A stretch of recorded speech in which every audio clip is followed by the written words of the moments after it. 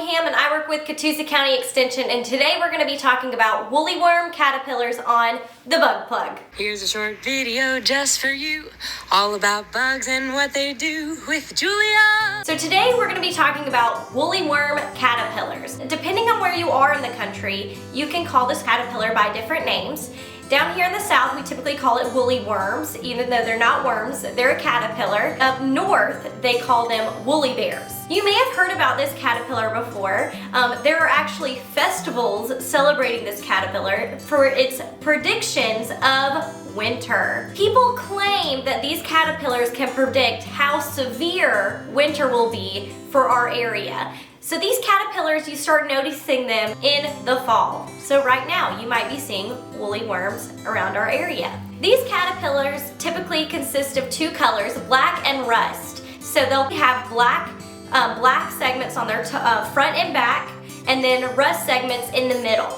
So this caterpillar is characterized by having 13 segments, and ironically, there is 13 weeks of winter. So the more rust-colored or the middle segments predicts a milder winter. So if there are more black segments on the front and back of the caterpillar, then it's supposed to predict a more severe winter. However, don't get concerned. There are different species of this caterpillar, and some are all black. So if you find an all black caterpillar or woolly worm, have no fear, it's not going to be an extreme winter. There's actually no scientific proof that these can actually predict winter. However, it's always fun to look to see. This coloration can come from different species, and also how well and what they ate during the summer will predict the color that these caterpillars become. So how did this whole folklore start of the woolly worm predicting the severity of winter?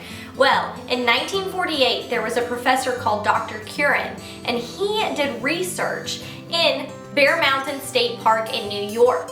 In his research, he collected these caterpillars and measured the amount of brown segments in the caterpillar versus black. And he determined that the winter would be more mild if there were more rust-colored segments. Dr. Curran's research was performed over a short period of time and in a small area, so it cannot be very conclusive for predicting weather across America. However, there's a lot of love for the woolly worms. There's actually festivals. I know there's some in North Carolina and Ohio that celebrate these creatures.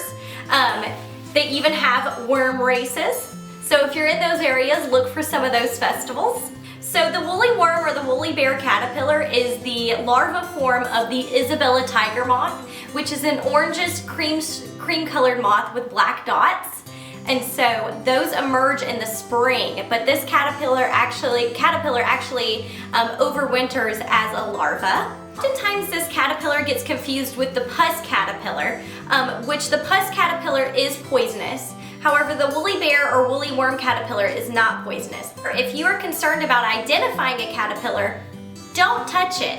So keep an eye out in our area. The woolly worms are out and about. If you see some, maybe you can count the rust-colored segments and see how mild our winter is gonna be. If you find one, let us know. We'll see you next time on The Bug Plug.